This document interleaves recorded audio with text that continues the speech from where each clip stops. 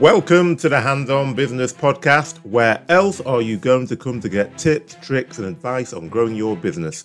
As you know, what people tend to love about this podcast is that it is a place where you can hear real business leaders discussing systems, methodologies, and strategies that they have used to help them catapult growth in their business. So I'm your podcast host, Hakeem Adebiyi, and I've grown several small businesses to multi-million-pound enterprises and noticed that there wasn't really a place that focused on where I was, i.e. growing a small business. All of the content that seemed to be out there was about big business and often just a lot of theory and no practical implementable advice, which is exactly why I set up this podcast. Today, we'll be talking to Jason Foo, Chairman and CEO of award-winning marketing agency BBD Perfect Storm. I caught with Jason to discuss the 5 steps to make your business the go-to brand in any category. So in this episode, what you're going to find out about is the importance of culture, what a go-to brand actually is and the key steps to becoming one, and then things that you need to stop doing to be successful. I always say it, but again, it's true. There will be all of that and a lot more besides. Happy listening. Delighted to have Jason Foo on the show today.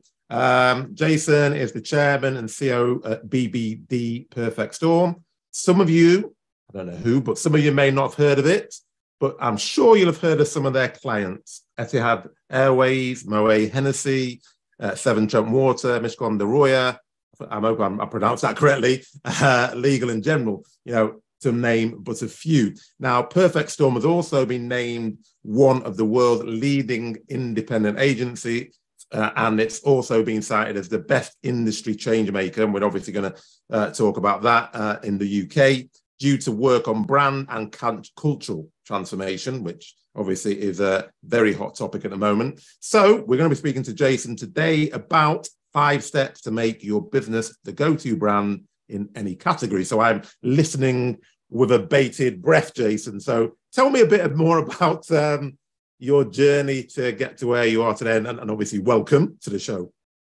Sure, and thank you very much, Hakeem. It's a great pleasure to be here.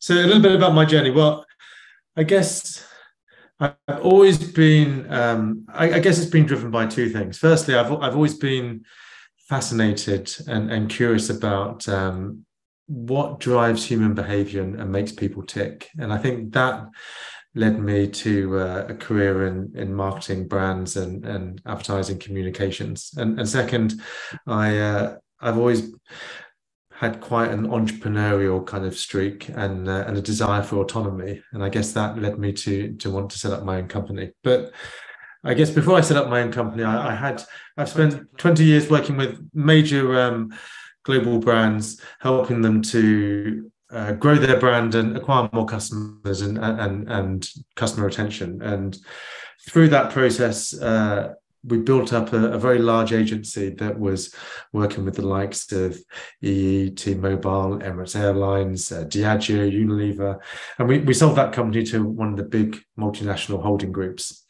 I then worked within a multinational for a few years, which was super interesting before setting out with a partner to found the company in 2013. So I'm now the CEO and chairman, as you say, of BBD Perfect Storm. I'm also very proud to serve as a board member and the global treasurer of the Marketing Society, which is a 65-year-old industry institution.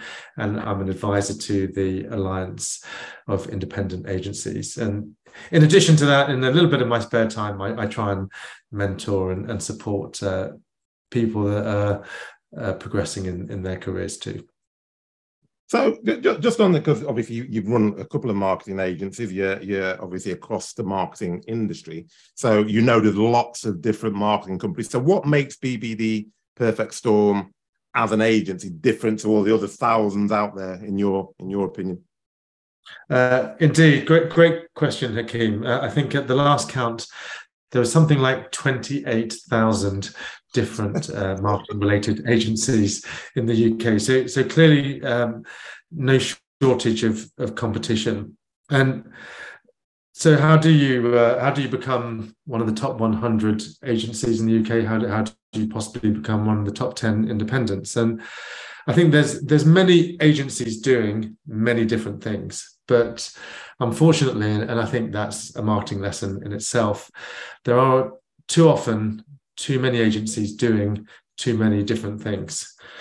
So we're very clear what we're about. As you said in the introduction, we're a brand and cultural transformation company, and we help major, often international companies be clear about how they future-proof themselves through the lens of their brand and their culture.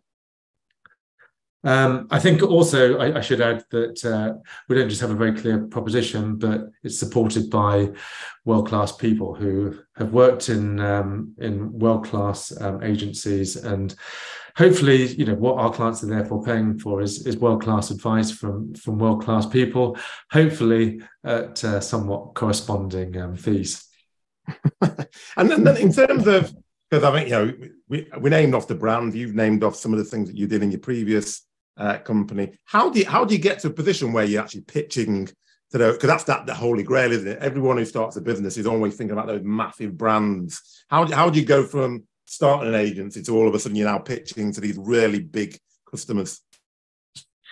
Yes, I suppose in our instance, we're lucky in that we're all people that are used to working with big global brands, and so the experience and the expertise we bring hopefully reflects that in those conversations. But everybody sort of does need their break. I think the great thing about the business that we're in is ultimately our currency is ideas and creativity, and that isn't constrained by the size of a company. So even when you're starting out, if you have a great idea and if you have great creativity, then you can go up against the very biggest companies in the world and win if you can sell the client on what hopefully is a game-changing idea for their brand and organization. And in terms of your own personal career, what was the biggest, the first big one that you landed, which would obviously then take you to that next level?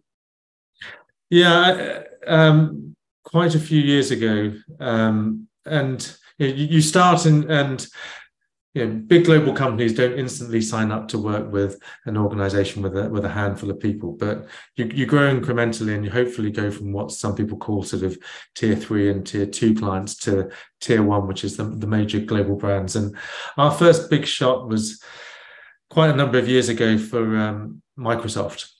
And I could remember and vividly kind of see us sitting all working on this pitch to win the Microsoft business in the UK, and imagining those other competitors, which we knew pretty well, which were 5-10 times the size of us at the time, and the amount of resources they could bring to pitch for that kind of piece of business. And yeah, we managed to kind of be the underdog that pulled it off, and then once you win that, you get a bit more scale, and that enables you then to pitch for what was then Orange, and we were able to win Orange, and yeah, then the company really sort of started to take off.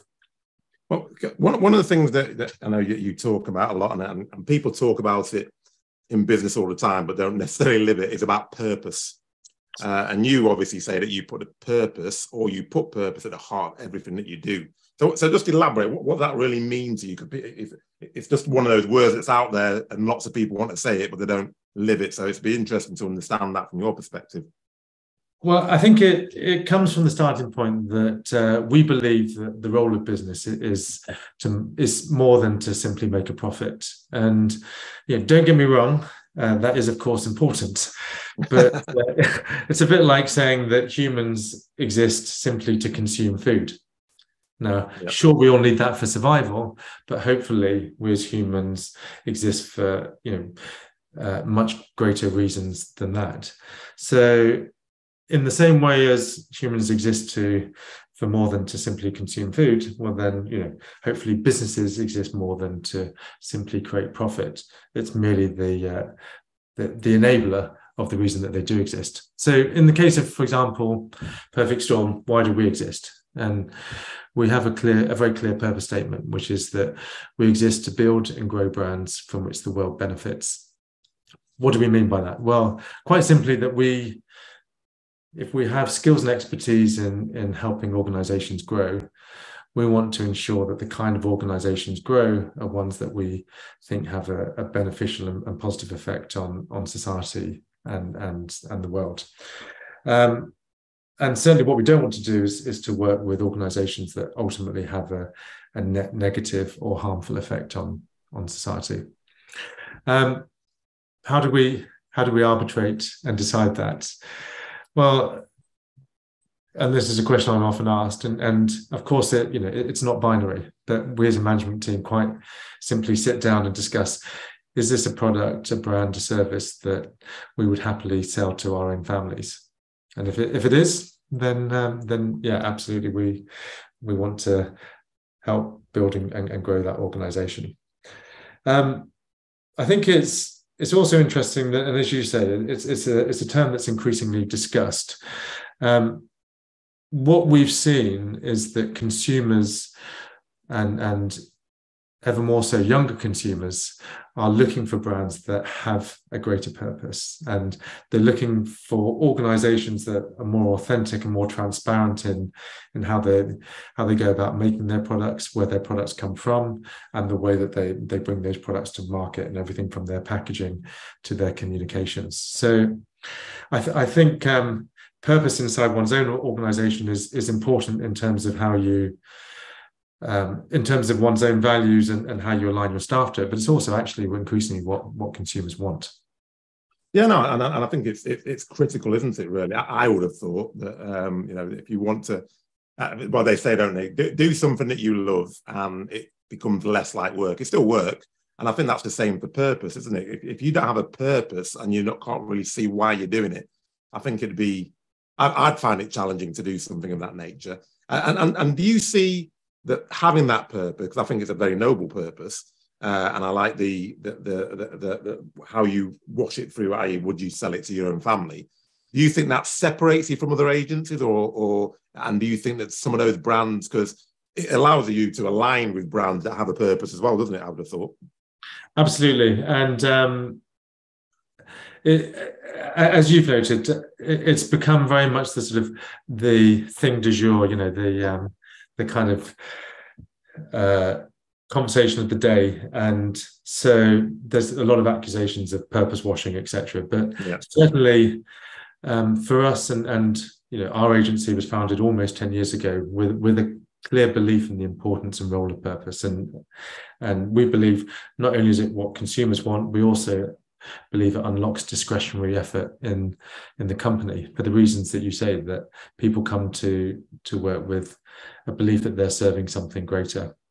But increasingly, I think that is being formalized in different ways. So one of the things that we're currently in the process of is being certified as a B Corporation. Okay, yeah. And just before we started this, you and I were talking about the fact I've just flown in from Italy. And actually, I've just come from an Italian pharmaceutical company that is a certified B Corporation. And they're super clear that the partners and suppliers they want to work with, they also think should be B Corp certified, because it aligns with their organizational values. So hopefully it's not just a good thing to do, it's also a commercially beneficial thing to do, as you can see in terms of alignment with other like-minded organizations. Excellent, thank you. And obviously we're going to discuss the steps to making a business the go-to brand in any category. So can you define what you describe as a go-to brand? Because there'll be lots of people listening and watching with loads of different ideas. So it'd be nice to just hone in so that we know what we're talking about. Sure. And I think there's many things that can lead and support a brand becoming the go-to choice in their category. But one thing that you will see in all great brands is what we call the 3Ds. And the 3Ds, well, the first thing is they're differentiated. So they're very clear how they stand above and apart from their competition. They know what it is that makes them different, their USP, their unique selling proposition. And if you're not clear on what makes you different, well, then you're a commodity.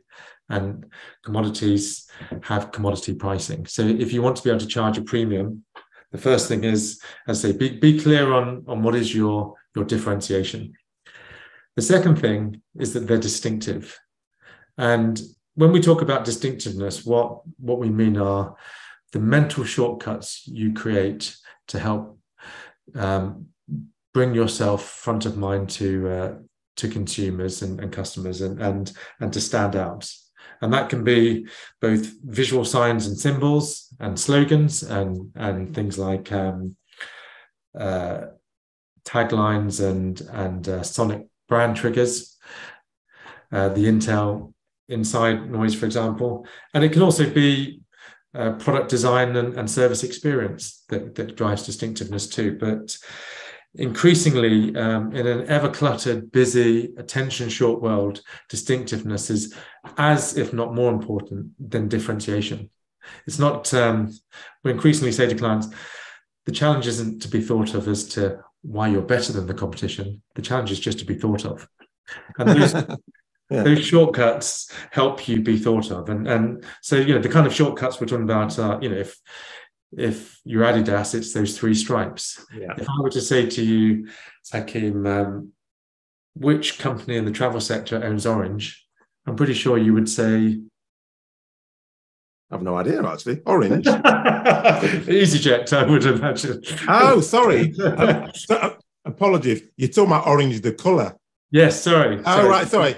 The problem is, I'm a man of a certain age. When you say orange, this actually is a good example of very good brand recognition, because when you say orange to me, I automatically think of the phone Orange, because when I was at university and I had T-Mobile, the only other real provider that I could afford was Orange. So as soon as you said Orange, I'm thinking, who does own Orange? Thinking, hasn't that gone?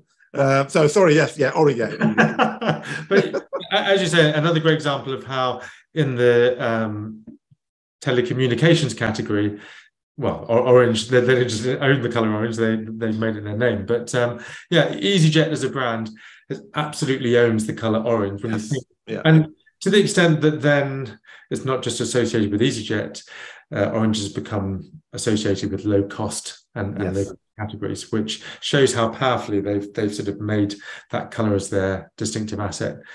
Equally, and this is particularly important in what you might call low interest categories, distinctiveness is super important. So, for example, the insurance sector is low interest.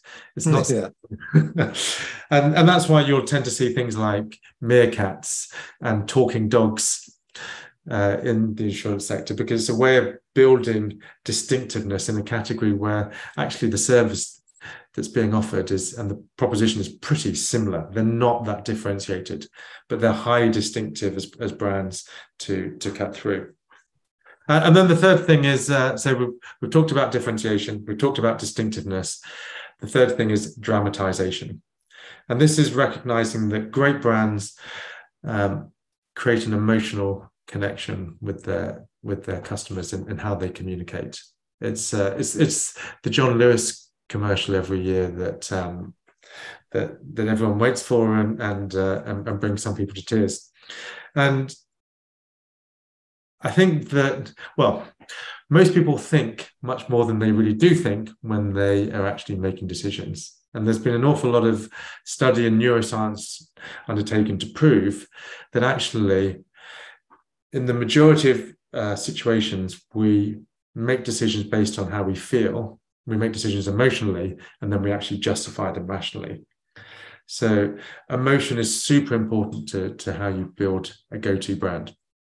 Okay, yeah, that's very, very useful. Thank you. So differentiation, distinctiveness, and dramatization. Yeah, and I think you're right. I think people try to believe that they're not influenced by these things, and I occasionally test myself. And I remember not too in the not too distant past, I was coming home. It must have been late. I was knackered. I can't remember where I was going, and I saw the McDonald's plant burger. I'm not really into plant burgers, to be honest. But the next day, it was so implanted in my mind, I had to order a McDonald's plant burger. And I remember eating and thinking, it's not very nice, but just emotionally, I don't know why, I was tired, I was hungry, I saw it, and it had an emotional connection with me, and it made me buy it the next day. And I thought, so yeah, there's an example of if you ever believe that billboard advertising or whatever type of advertising doesn't work, it still does. Indeed.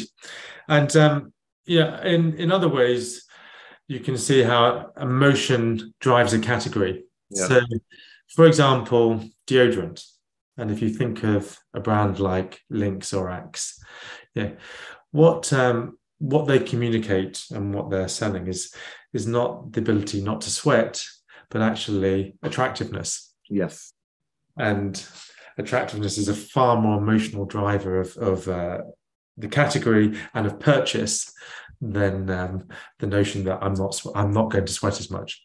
Yeah, no, exactly. So in terms of the business, because obviously people listen to this, they've got service businesses, they've got product businesses. Is there any difference in those 3Ds when you're talking about a product business compared to a service business? Yeah, and I guess going to go-to brand. So the 3Ds remain fundamentally important, but I think what becomes as important is how you build the brand and how you convey those 3Ds from what we would say is the inside out. Because fundamentally, service businesses are people businesses. And actually you focus on and drive your internal culture. And brands such as Virgin have long recognized and believed in this and believe that you look after your people and they'll look after your customer. Okay, thank you. Did you? Because I got a bit about the service businesses being people businesses. Did you say something specifically about product based?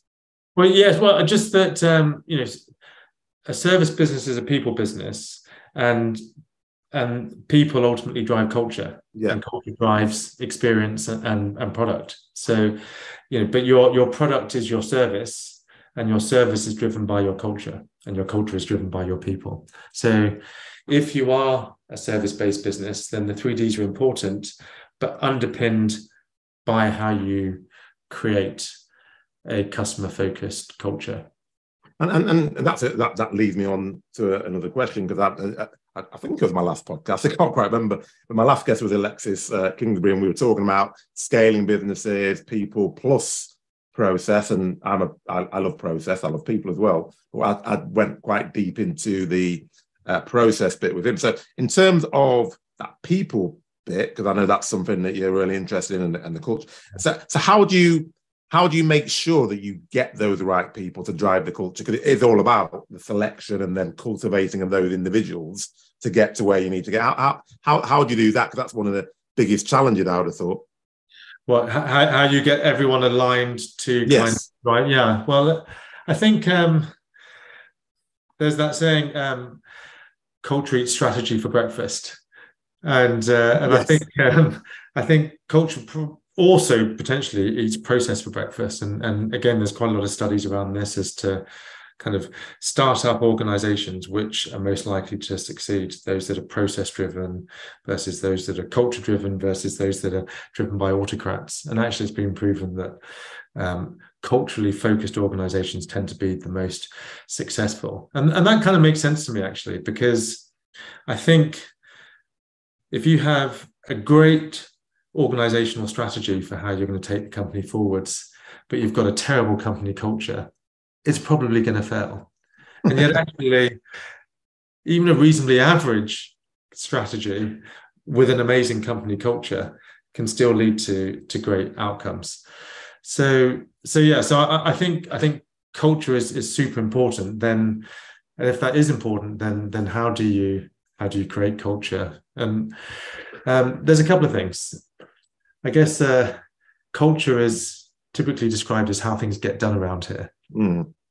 So how can you codify and formalize that? And the way that we do that with organizations is we try and understand and capture and formalize and document how does the organization act and behave on its best day.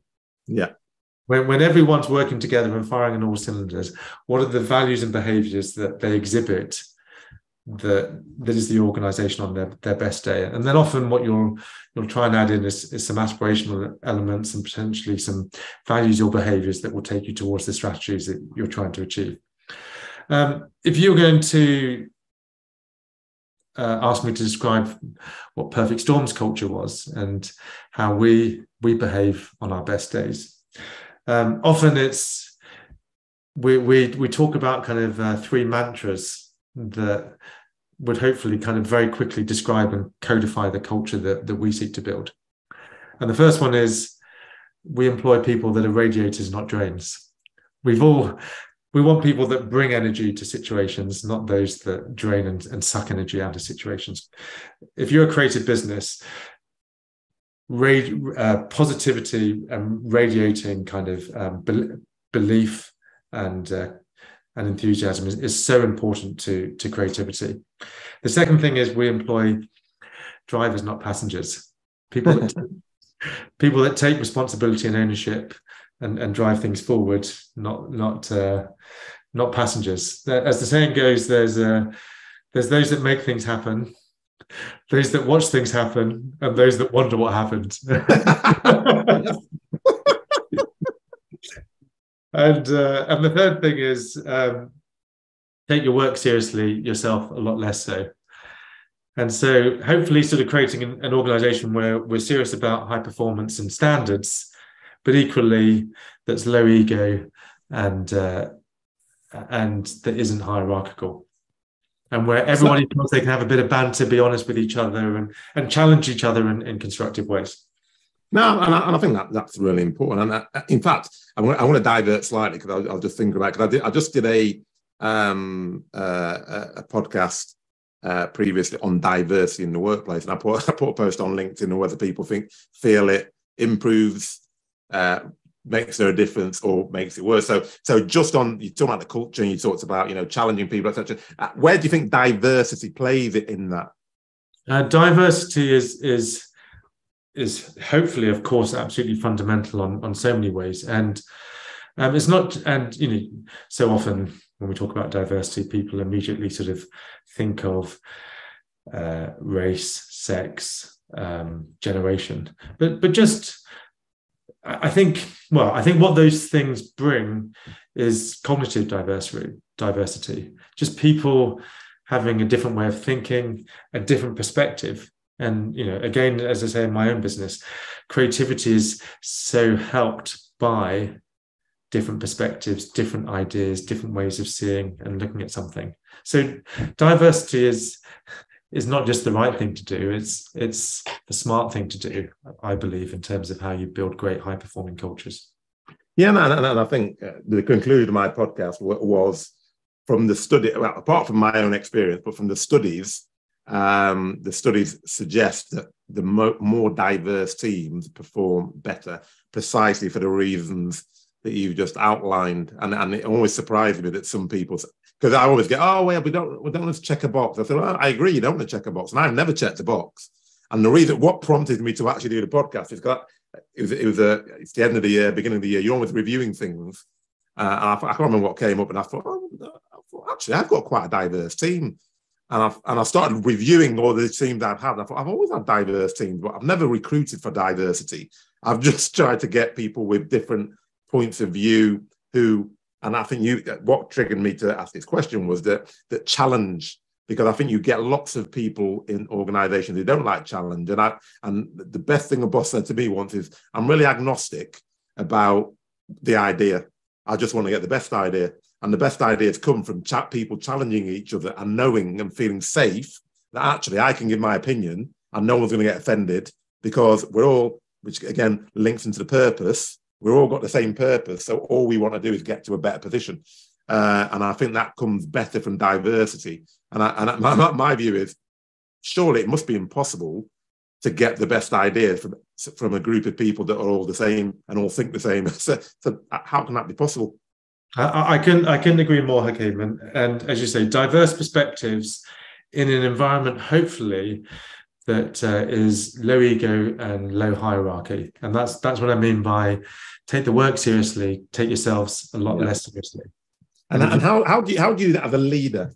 What's the advice to leaders? Because that's always the challenge, isn't it? That you're in a leader position, and unfortunately, I don't know whether it's cultural in this country, but we tend to like hierarchies.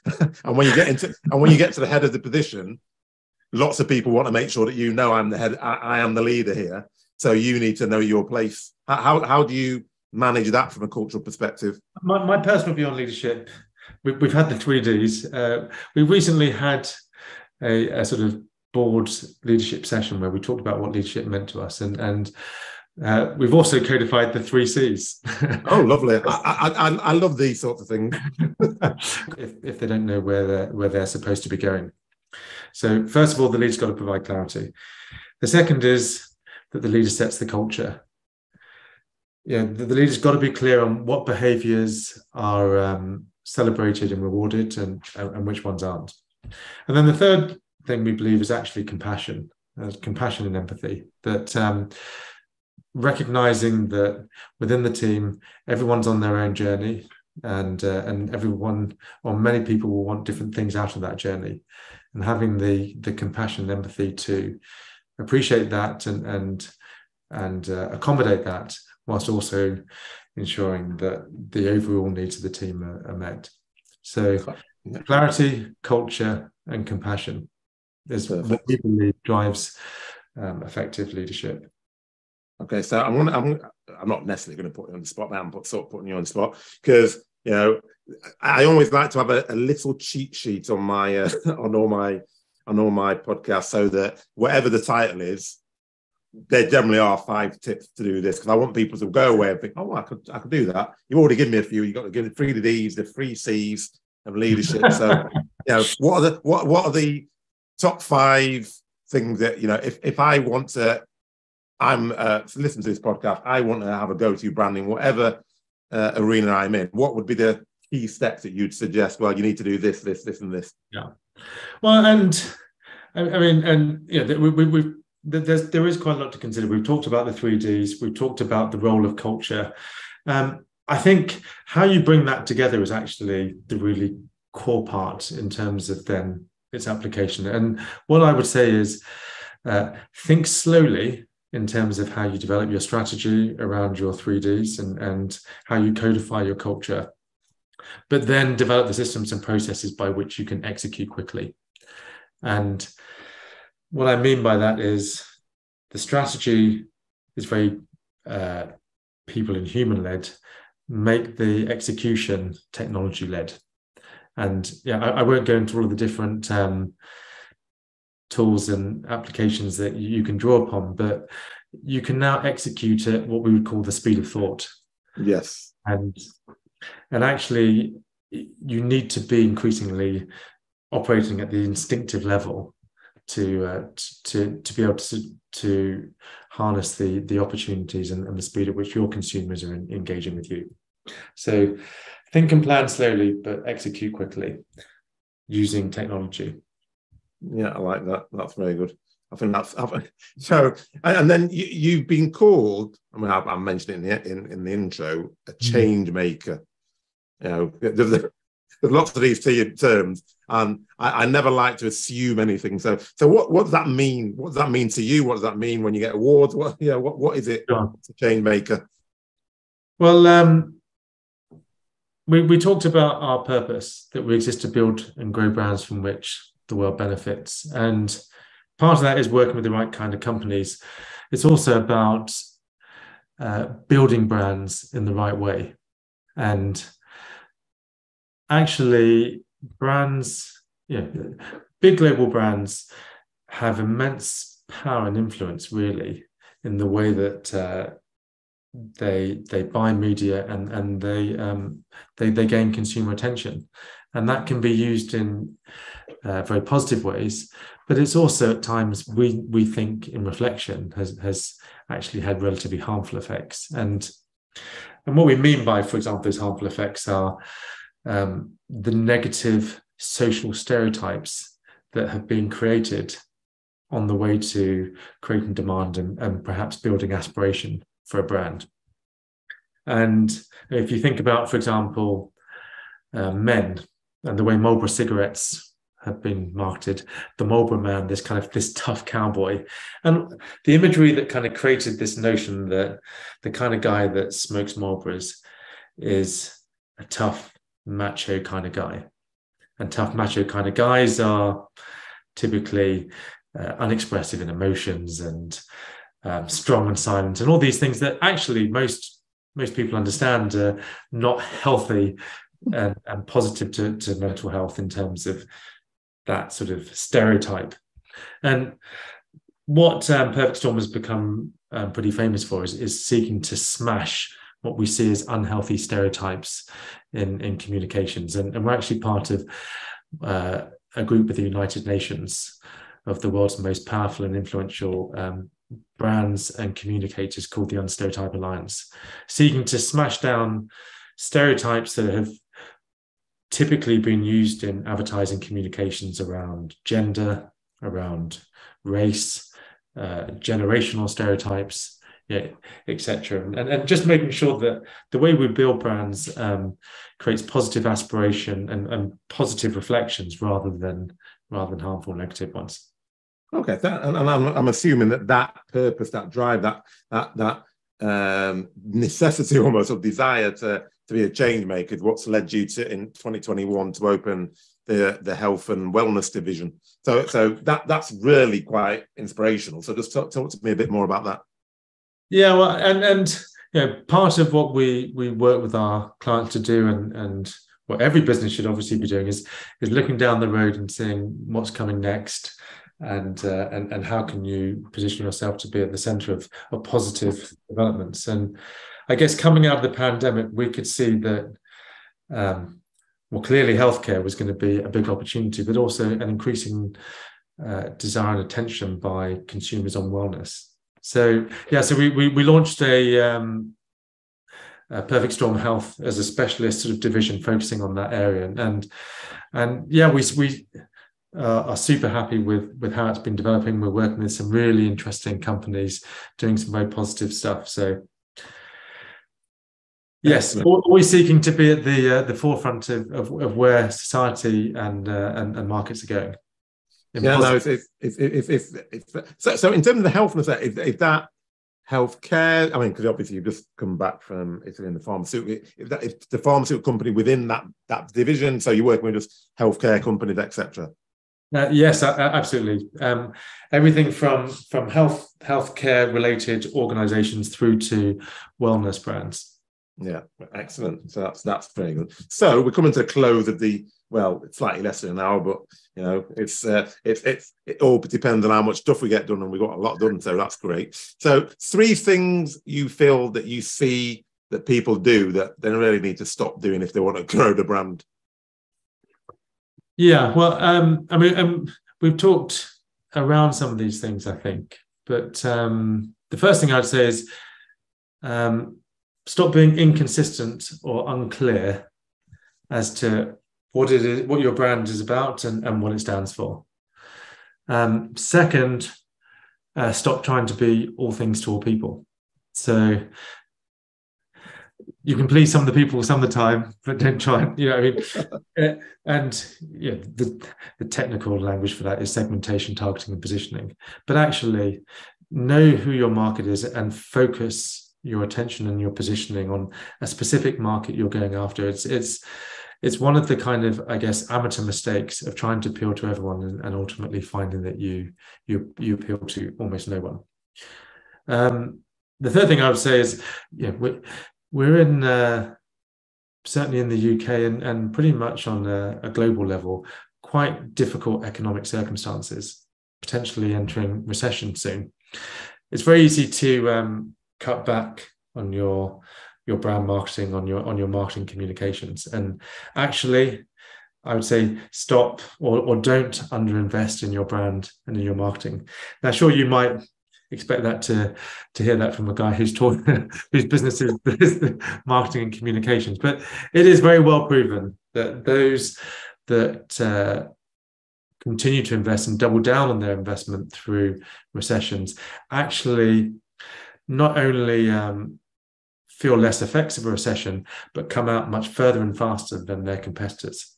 And actually, do you think that is because there is so many other companies that whenever the money is tight, will chop out their marketing and communication? So therefore, you're basically getting more bang for your buck because there's less noise in the marketplace, isn't there, during a recession?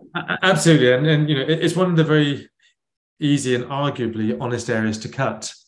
And so yes, you will often get greater share of voice, but it's just maintain your spend. And as I say, not only we typically find you go through recessions faster, but or less severely, but you prosper much more so out the other side. And there's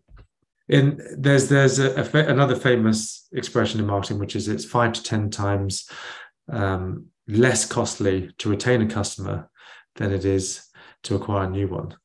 So don't just invest in your brand, but actually make sure you're looking after your customers. Yeah, and I think that's very, very critical. Try to get a new customer. The cost of acquisition is quite significant, isn't it? And you're not going to. I always find it's easier to get more business out of the existing customers than it is to try and find new ones. So in difficult economic recessionary times, the first thing you should really do is obviously make sure you're protecting your existing customer base before you think about expanding it. It's the easiest, lowest cost way to protect your business in a recession. No, 100%, because you've already got them, haven't you? So why wouldn't you want to work with them and deepen the relationship? Okay, so we've come to the end. Got one last question. If there's one thing that you, out of all the things, I don't know how people are going to, just take one thing. We've got the 3 Ds, we've got the 3 Cs, we've looked at the key steps, we've looked at what change maker is. What else have we done? I'm just trying to go to brands. We've covered quite a lot of culture. I've been writing. I always write lots of notes because this is my learning experience as well. You see, I use this better than reading a book, to be honest. But if there was one thing you said, right, if you don't listen to anything else I've said, one thing I want to leave you with from today. Well, if you follow all these things and hopefully you sort of you progress and achieve success, then continue to take your work seriously, but yourself a lot less so. Yes, I do like that. So you might see that popping up on LinkedIn and other places. But, a lot of the things that I put on LinkedIn, I'm sure my guests think, didn't I say that to him?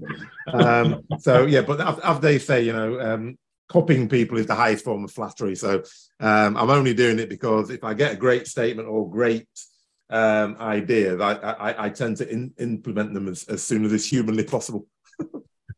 But it's been an absolute pleasure chatting with you, Hakeem.